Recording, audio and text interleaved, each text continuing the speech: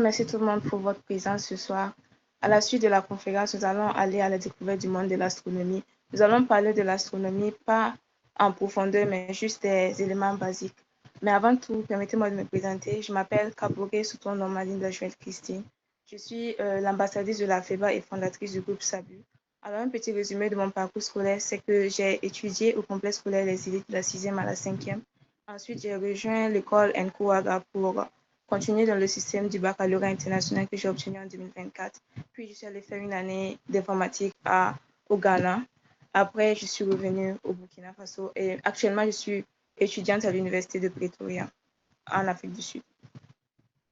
Alors, pour cette présentation, nous allons parler de l'astronomie, des avantages et des opportunités qu'on a dans le domaine de l'astronomie, quelques figures burkinabées dans le domaine de l'astronomie, ensuite l'astronomie en tant que vaste domaine et le lien qu'il y a avec l'ONG Cosmos Humanity, et ensuite nous passerons à la conclusion. Donc déjà, nous savons tous ici que l'astronomie, c'est l'étude des astres. Donc quand on parle d'astres, on fait référence aux planètes, aux astéroïdes, aux étoiles, etc. Alors, il faut savoir que l'astronomie n'est pas née récemment. L'astronomie existait il y a cela des millénaires.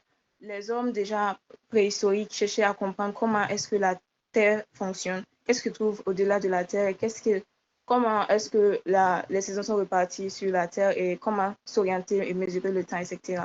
Donc l'astronomie n'existe pas uniquement qu'à l'Occident. Il y a aussi des pays africains qui s'investissent dans le domaine de l'astronomie de manière à développer et améliorer les conditions de vie de leur communauté. Nous avons par exemple l'Afrique du Sud qui, de nos jours, regorge de grands laboratoires et travaille sur des projets internationaux en rapport avec l'astronomie. Nous avons l'Égypte, le Nigeria, l'Algérie, le Sénégal, le Burkina Faso. Pourquoi nous en saurons plus sur les stades prochaines. Ensuite, nous avons le Maroc, etc. Il y a d'autres pays africains. Donc, une petite parenthèse, c'est que certaines personnes pensent que l'astronomie est née en Europe. Alors, déjà, il y a de cela 5000 ans, ils ont découvert un site en Grande-Bretagne qu'ils ont nommé Manie de Stonehenge. Donc, ce site est constitué de grandes pierres, comme vous pouvez le voir dans l'image ici. Euh, les hommes préhistoriques, à ce temps-là, utilisaient le site pour déterminer la position du soleil et ainsi déterminer la répartition des saisons. Et donc, à ce moment-là, ils avaient conclu que ce site est le plus ancien site astronomique selon la source geo.fr. Donc, ils avaient conclu que l'astronomie était née en Europe.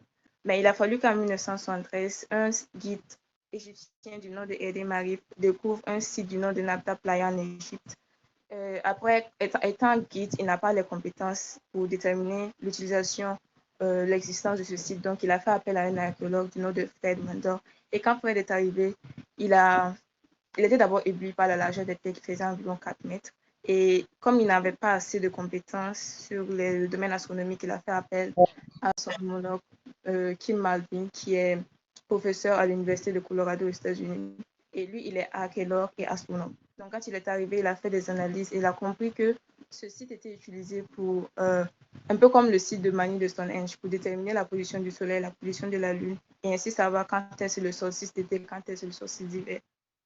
Et à partir de là, il a utilisé la datation de carbone 14 pour déterminer l'ancienneté de ce site. Et il a compris que ce site existait il y a plus de 7000 ans, donc nettement plus ancien que le site Mani de Stonehenge. Donc, en conclusion, l'astronomie est née en Afrique, mais pas en Europe.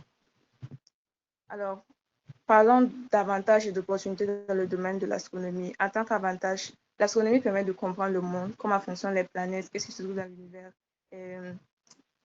Oui, et aussi découvrir de nouvelles choses. Lutter contre l'irrationnel. Quand on parle d'irrationnel, c'est plus les faits qui n'ont pas de fondement. De nos jours, on peut utiliser la raison, la logique et la méthode scientifique pour donner un sens à un fait ou déterminer ce qui est vrai du faux. Il y a aussi les découvertes et innovations technologiques. Il faut l'avouer que c'est à partir du domaine de l'astronomie que nous avons réussi à améliorer certains domaines comme le domaine médical à travers la création de panneaux solaires, de télescopes, euh, et ainsi de suite. Alors, parlant d'opportunités dans le domaine de l'astronomie, il y a vraiment beaucoup d'opportunités dans ce domaine-là, comme la mobilité et les opportunités internationales. Quand on parle de mobilité et d'opportunités internationales, je fais plus référence aux stages internationaux que nous avons dans plusieurs pays. Il y a aussi des débouchés variés parce que l'astronomie est un domaine assez vaste. Dans l'astronomie, il peut y avoir l'astrophysique, la physique, la géophysique, la cosmologie, planétologie, etc. Il y a vraiment beaucoup de filières qui rentrent dans le domaine de l'astronomie. Ensuite, nous avons la contribution au développement de l'Afrique parce que nous savons déjà que l'astronomie est un domaine en voie de développement en Afrique parce que il y a l'Afrique, je ne pourrais pas dire que l'Afrique est vraiment très avancée dans le domaine de l'astronomie. Certains pays comme les États-Unis, euh, l'Europe et autres, ils sont vraiment avancés comparés à l'Afrique. Donc, travailler à ce que l'astronomie soit vraiment développée au continent africain. Donc, quand je parlais tantôt d'opportunités de stage, ici, il y a quelques exemples comme l'Observatoire astronomique de l'Université du Cap. Il y a le SAO, qui est aussi un observatoire astronomique qui se trouve en Afrique du Sud. Il y a le SKA, qui est un projet international basé en Afrique du Sud et en Australie. Ce projet est principalement basé sur la construction de grands radiotélescopes pour, pour contribuer en fait à l'analyse des données et l'observation de ce qui se trouve dans l'univers. Il y a le stage qu'offre la NASA et l'ESA. Il y a aussi l'Office de l'astronomie pour le développement soutenu par l'Union astronomique internationale. Et il y a le EFES, qui est actuellement une société ou du moins une communauté qui travaille à développer le domaine de l'astronomie. Et juste pour une petite information, cette société-là organise une conférence du 22 au 27 mars au Botswana pour ceux qui seront peut-être intéressés à y prendre part. Donc, quelques exemples de figures burkinabées dans le domaine de l'astronomie. Peut-être certains parmi vous ont déjà entendu parler du docteur Marie Korsaga. C'est la première femme docteur en astrophysique en Afrique de l'Ouest et au Burkina Faso. Alors, un petit résumé de son parcours, c'est qu'elle était passionnée de ce qui est en rapport avec l'espace. Donc, elle a étudié à l'université de Joseph Kizerbo en physique, puis elle a fait un 2A en astrophysique, puis elle est partie à l'université de Marseille grâce à une bourse pour continuer ses études là-bas et elle a reçu un financement de l'université du Cape Town et à partir de ces deux universités, elle a réussi à obtenir son doctorat. Alors, actuellement, elle est investie dans le domaine de l'astronomie au Burkina à travers des clubs qu'elle organise pour les jeunes filles qui sont passionnées de sciences et où elle encourage en fait la jeunesse, plus précisément le genre féminin, à s'investir dans le domaine scientifique. Nous avons le docteur Frédéric Ouattara qui a fait un doctorat en physique et géophysique et aussi dans les sciences politiques et autres. Il a même participé à la conférence de Cosmos Humanity l'année dernière. Et je pense, je ne suis pas sûre, mais il était professeur, je ne sais pas s'il est toujours, mais il était professeur à l'université de Koudougou. Et il travaillait sur un projet de construction de satellites Made in Burkina avec ses étudiants. Il y a le docteur Amédou Sorgo qui a fait un doctorat en astrophysique. On ne parle pas vraiment de lui parce qu'il opère plus au niveau international qu'au niveau national. Alors, l'astronomie de nos jours ne se résume pas uniquement à l'observation du ciel, mais bien plus que cela. Quand on parle d'astronomie, on sait tous que c'est un très vaste domaine. Je peux prendre un exemple. Par exemple, un étudiant qui a fait des études en informatique peut facilement se retrouver dans le domaine de l'astronomie parce que de nos jours, nous avons l'astronomie computationnelle qui est un domaine spécialisé dans l'analyse de grosses données collectées par les astronautes et les astronomes. Et une personne qualifiée qui a fait des études en astronomie computationnelle peut également utiliser l'intelligence artificielle pour, comment dirais-je, simuler la trajectoire des étoiles, des planètes et autres. Donc, en rapport avec la mission de Cosmos Humanity, nous savons tous ici que l'ONG Cosmos Humanity travaille de manière à conscientiser les jeunes, la population, les entreprises et autres sur l'impact qu'ils ont sur le spatial. Donc, à travers cela, il promeut une mission humaniste et scientifique de manière à encourager la participation de l'Afrique dans les grands projets internationaux comme les conférences et autres qu'ils organisent. Aussi sensibiliser sur les risques planétaires comme le changement climatique. Ici, quand on parle de changement climatique, je fais plus référence aux débris spatiaux parce que le changement climatique n'est pas uniquement causé par la pollution de l'air ou la pollution de l'eau, il y a aussi la pollution de l'espace. Alors, quand on parle de débris spatiaux ici, c'est généralement les satellites qu'on envoie dans l'espace qui se détériorent et qui explosent et qui forment en gros des débris spatiaux. Alors, ces débris spatiaux peuvent un jour ou l'autre retomber sur nos têtes. Donc, déjà sensibiliser les gens sur ces risques-là et oui, encourager les jeunes à trouver des initiatives de manière à protéger notre planète contre ces débris spatiaux ou réduire l'impact que nous avons sur le cosmos. Alors, en conclusion, l'astronomie est un domaine en voie de développement au Burkina Faso. Choisir un chemin scientifique allant de ce sens est non seulement contribuer au développement du Burkina Faso, mais aussi favoriser la création d'emplois. Parce qu'on ne va pas se mentir, aucune filière n'est facile. C'est seulement la détermination, la persévérance qui nous amène à réaliser nos objectifs. Je vous remercie. Donc, pour reprendre la question, je pense que oui, c'est possible d'utiliser le domaine de l'astronomie dans votre projet parce que déjà, l'astronomie, ça fait le domaine des satellites. Et je pense qu'avec les satellites, vous pouvez déterminer la topographie des terrains. Quand je parle de topographie, c'est généralement la composition des terres. Donc, oui, c'est possible d'utiliser le domaine de l'astronomie pour mener à bien votre projet, mais je n'ai pas une idée concrète de la procédure à suivre pour cela. Oh, donc, vous parlez plus des données, la collection des données pour votre projet, si j'ai bien compris. Voilà, c'est la collection des données là. Puisque si, par exemple, j'arrive à... Voilà, en fait, c'est la collection des données. Ok. Actuellement, je n'ai pas une idée concrète parce que vous dites que sur les sites que vous avez consultés, vous n'êtes pas sûr si les données sont fiables ou pas. Au Burkina Faso, ici, je ne sais pas s'il y a une organisation qui stocke les données satellitaires, par exemple, obtenues à travers les satellites des autres pays. Je n'ai pas une idée sur cela. Ah, d'accord. Merci. Ok, merci Drissa. Yacouba Ouattara. Ok, merci pour la parole. Je voudrais d'abord remercier Linda pour sa communication inspirante sur l'astronomie et son lien avec la mission de Cosmos for Humanity.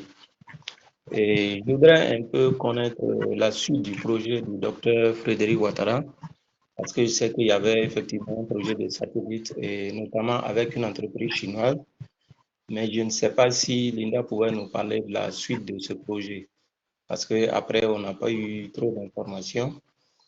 Et puis, deuxièmement, je voulais savoir quels sont les mécanismes qui pourraient faciliter l'accès des étudiants burkinabés aux stages proposés par l'OAD et l'ESA et puis SKA. Voilà, merci bien. Ok, déjà sur le projet du docteur Frédéric Ouattara. Bon, pour être honnête, je ne travaille pas directement avec lui. Ou du moins, je ne travaille pas sur les projets qu'il a eu à faire sur la construction des satellites. Mais j'ai juste entendu parler de cela parce qu'il a participé à une des conférences de l'ONG Cosmos Humanity l'année dernière. Et je ne sais pas si le projet est toujours en cours, mais il tenait vraiment à ce que le projet soit fait. Maintenant, pour la deuxième question, l'accès au programme, au stage proposé, au stage international pour les étudiants burkinabés. Je pense que c'est possible parce que les stages, généralement, quand ils ont des opportunités de stage ou de projets internationaux comme ce genre-là, ils ont des critères en fait qu'ils demandent. Et parmi ces critères-là, je pense que c'est plus, il y a pour certains, la majorité demande une compétence dans les domaines scientifiques et autres. Et vous pouvez aller directement sur le site peut-être de l'ESA, de la NASA ou peut-être même la conférence qu'il y aura lieu de l'association EFES. Vous pouvez aller sur leur site et voir en fait les critères, les différents critères qu'ils demandent pour les étudiants. Et je pense que c'est possible qu'un étudiant burkinabé ait accès à ces stages-là. Je ne sais pas si je réponds à la question aussi.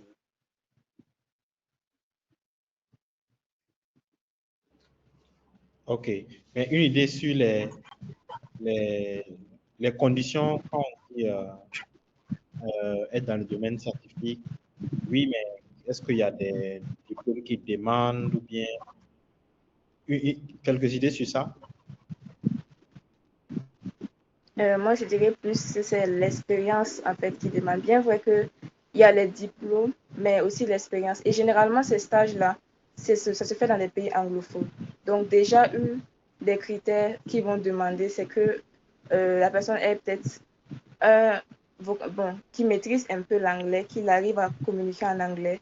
Mais je ne sais pas, peut-être pour les pays européens, ça se fera en français. Ou il y a aussi le Maroc qui a des projets, ce sera en français. Mais pour les pays comme l'Afrique du Sud, les États-Unis, c'est généralement en anglais. Donc déjà, l'anglais peut être un des critères. Ensuite, les diplômes et aussi l'expérience. OK. OK. Donc, est-ce qu'il y a une autre question pour Linda concernant l'astronomie? Je vois que vous-même, vous étudiez, c'est ça, vous étudiez, n'est-ce pas? Est-ce que vous pouvez rappeler, c'est où vous étudiez cela et puis est-ce qu'on peut compter sur vous pour être dans la liste des trois que vous avez présenté tout à l'heure? Ok, moi, mon parcours est assez différent parce que au départ, je voulais étudier l'astronomie, déjà faire une licence en astronomie haute. Mais après, je me suis retournée vers l'informatique. Raison de plus que je suis allée faire une année d'informatique au Ghana, puis je suis revenue et ensuite maintenant, je veux terminer la licence en informatique à l'Université de Pretoria et après maintenant envisager de faire l'astronomie computationnelle parce que je me suis rendu compte que le domaine de l'astronomie, bien vrai, c'est la physique, les maths et autres, mais il y a aussi un aspect d'informatique là-dedans et surtout que le monde est en croissance au niveau de l'intelligence artificielle. Donc c'est pour cela que je veux avoir des compétences dans les deux domaines. OK. OK. OK. Donc, l'astronomie computationnelle, c'est ça? Oui, oui. OK. Ok, bonsoir à tous. Merci pour cette belle présentation. Ok, ma question est relative à l'astronomie. Concernant, me concernant, je suis étudiant en système d'information géographique. Donc, vous avez parlé des satellites, de géospatial et autres. J'aimerais savoir comment je peux faire un lien entre l'astronomie et la géomatique. Et si je veux, et vous avez parlé aussi des débouchés concernant l'astronomie. Si je veux me spécialiser en tant qu'astronaute dans le futur, comment je dois y procéder? C'est ma question. Merci. Ok.